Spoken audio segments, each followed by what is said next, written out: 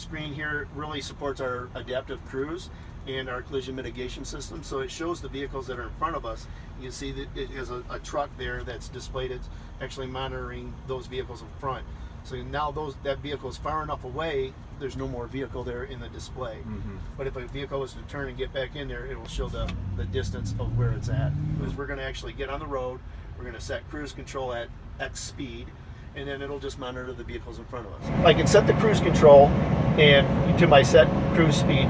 Right now I have it set to 65 miles an hour, right?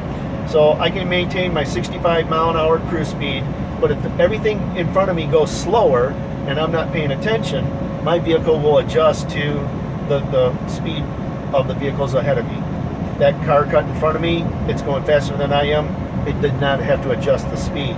But if it actually slows down, if traffic starts to build up, I don't have to readjust my cruise control buttons to maintain road speed limit or following distance. So I will always have a safe following distance.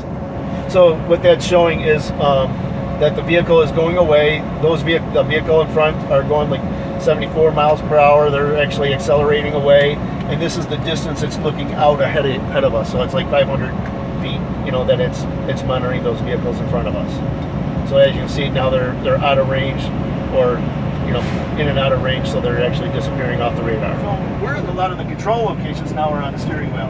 Where cruise control used to be on the left side of the steering wheel, now it's on the right side of the steering wheel. So having your cruise features along with your lights, your flashing lights, answer your cell phone here, all on this thumb here.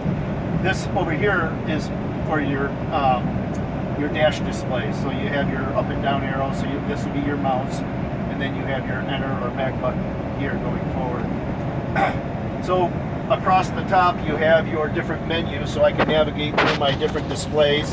If I want to look at fault codes, whether it was ABS fault codes or engine fault codes, I can change the radio station, set up the dash lighting depending on what I want to do. Here it is here's switch status for your axle drive. This is saying how many different screens there are that line across the edge there. So as I go down through the available options, and go up or down through here, and then your driver assistance. This is the one that I use the most because it shows the vehicles in front.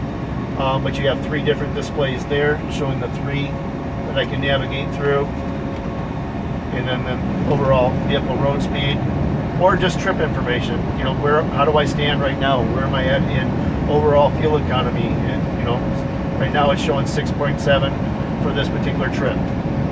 And we're doing demos and back and forth like this. Well, definitely like the collision mitigation system and the adaptive cruise. Being able just to steer the truck and let that kind of do its thing, I find that very comforting, along with less tiresome at the end of my day. So, there's a lot of things about this truck that bring it all together, but the collision mitigation system, I think, is probably the number one thing that if I was an owner-operator, I would buy for myself.